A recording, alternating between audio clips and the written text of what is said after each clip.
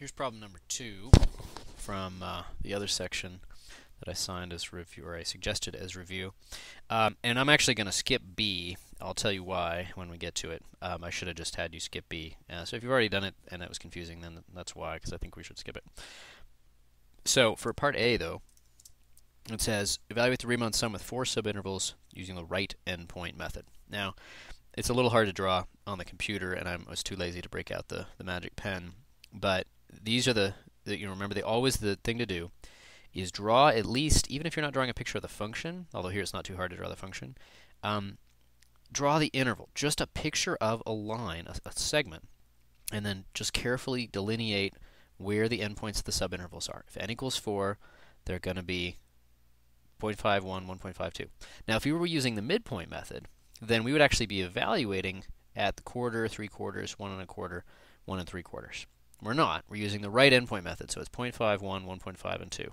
And so, for example, this dotted line, we'd get a rectangle that goes down and meets the curve here and goes across. And so that's going to be a bigger negative number than we really deserve. So that would actually make it an underestimate. Here, we're going to get 0. It's going to be this trivial rectangle with no height. Well, that's easy to calculate. Here, we're going to get a rectangle that overestimates by a substantial bit, because it's like this. And then here, we're going to get another overestimate. So on balance, we're going to get a substantial overestimate for this thing. Okay. So with n equals 4 and a equals 0, that's a 0 rather, and b equals 2, then delta x is b minus a over n. And so that's going to be 2 over 4 is 0.5, as indicated by the picture. And we just start out at a plus delta x. So the x1, for example, is a plus delta x. Because with the right endpoint method, we don't use a at all. We use a plus delta x, and so that's going to be 0.5.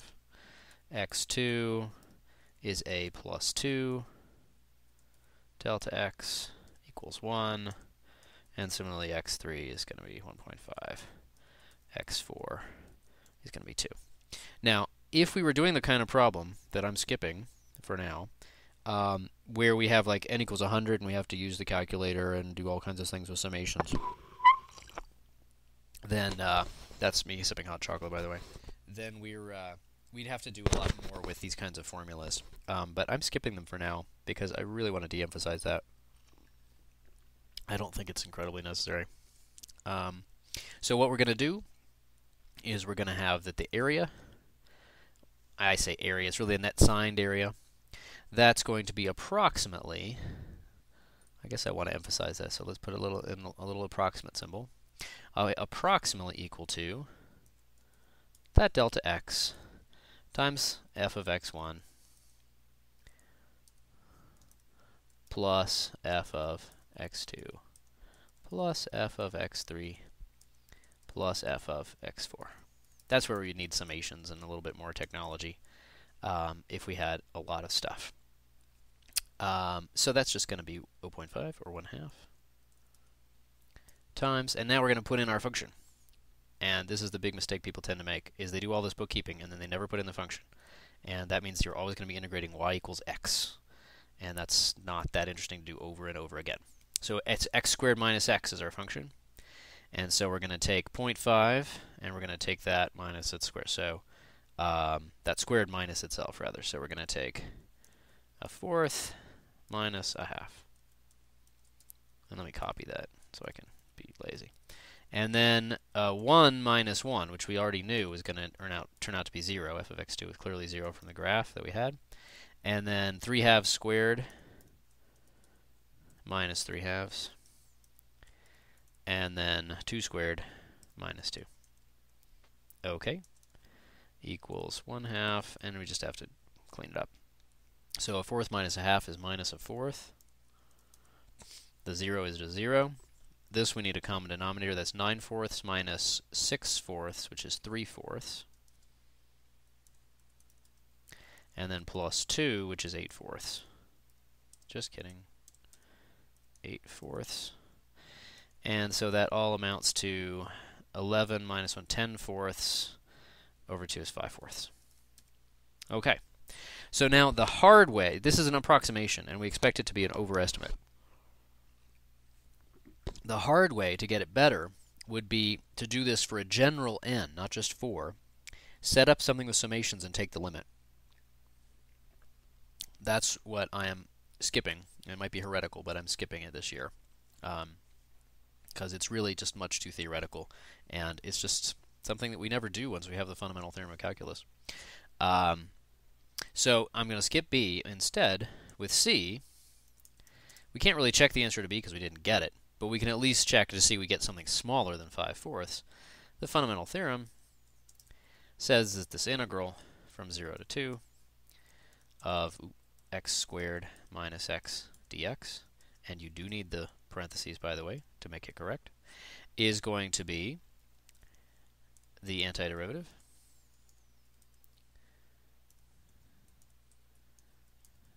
we don't need a plus c because it's a definite integral, and that's going to be from 0 to 2. Sometimes you can, if you have parentheses already, you don't actually have to put an evaluation bar. You can just decorate your parentheses with the numbers. And you don't have to do that, but it's easier on this computer to do it. It's a little quicker. And so that's just going to be 8/3 minus 4/2, minus 2 in other words, and then minus 0. I'm going to put in zeros here so it just doesn't do anything. And so that's really 8/3 minus 6/3, which is 2/3. And so 5/4, that was bigger than 1. That's 1.25. That's actually almost double the 0.67 here, which makes sense because it was getting to be a pretty ridiculous overestimate if we remember the graph. We got this big chunky thing, got this big chunky rectangle. Yeah, we had a little bit of underestimate behavior here, but mainly it was a huge overestimate because n equals 4 is not going to give us a really accurate answer. Okay, and the geometric meaning of the integral in part B is, I think what they're asking you there is to remember that what we're calculating is it's this area minus this area that turns out to be this number 2/3. Okay, so now I'm halfway through my 15 minutes. Now number 8, a classic. Okay, A is to evaluate the integral from 0 to 1 of d by dx e to the arctan x, and put that in parentheses, dx. Okay, I'm going to write them all down so I can discuss them all at once, because the part of the point here is the distinction between the three. B is actually d by dx,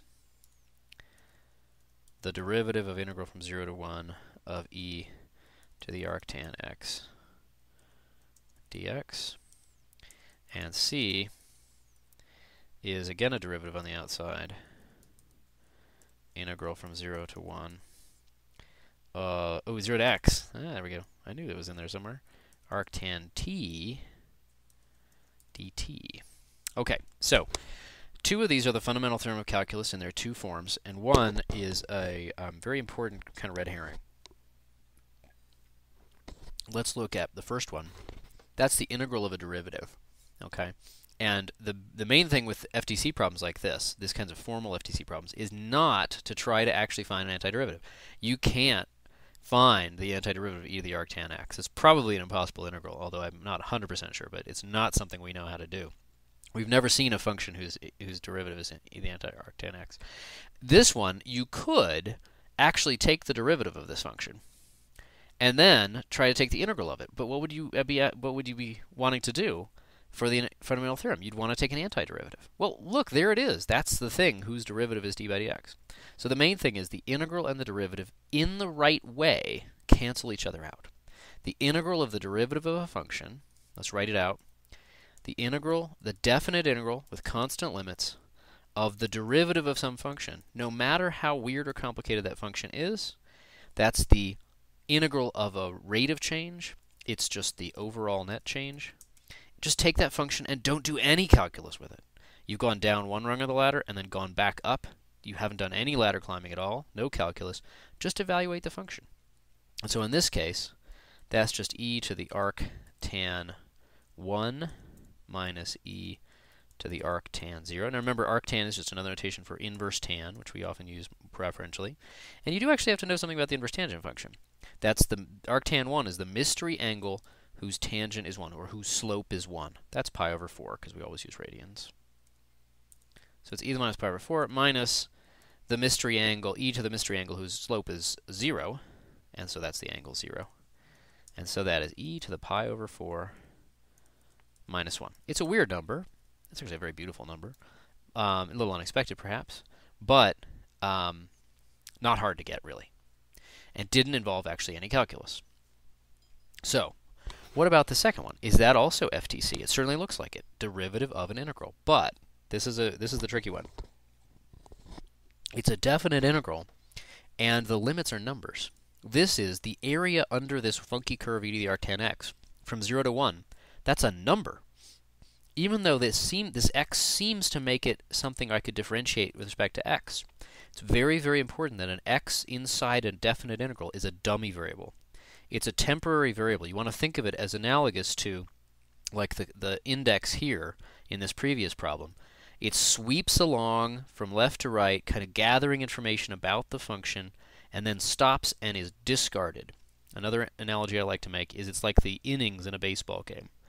Once the baseball game is done, it doesn't make any sense to ask, what inning is it? That was a temporary variable that only made sense. The score is a real honest-to-God variable, or real quantity, that makes sense outside. But the dummy variables are analogous to the innings in a baseball game. So this thing is a number. It is the only way this derivative can make any sense is the derivative of a constant, and so it's 0. This guy is the other version of FTC. In this guy, I don't just once and for all say I want the area from 0 to 1 under this function. I want the area from 0 to a variable upper endpoint, maybe 0.2, 0.7, 0.5, pi, e, 10,000, whatever. I'm going to look at all those different numbers, and I need to use a different variable. Given I've used x for the upper limit of integration, I need to use some other variable, here t, for the dummy variable, that actually keeps track of the process of integrating. But when all is said and done, if you calculated all these numbers for me for various different values of x, you'd be creating a function of x. And that's the area so far function. For example, if t is time and this is the velocity, e to the arctan t happens to be the velocity of a particle, I'm just calculating for all different possible stopping times for my stopwatch, what's my displacement from 0 to that stopping time? Well, that's a position quantity. The derivative of a position gets back to the velocity. The derivative of an integral with a variable upper endpoint is just what I've got for the velocity, evaluated right at the instant when I stopped. Because if I'm keeping track of what happens up to like 2 hours on my trip, and then I ask, oh, what if I go a little bit further? That's going to have to do with how fast I was going at 2 hours, not some other time. And that's why this x gets put into here. So there's the 3 answers. This is a number, which you actually do have to do some calculation for, but it's not hard. This is 0, because it's derivative of a constant. And this is a function, because it's the derivative of a variable integral. And so they all actually come out rather different in feel, even though they look so similar to start with.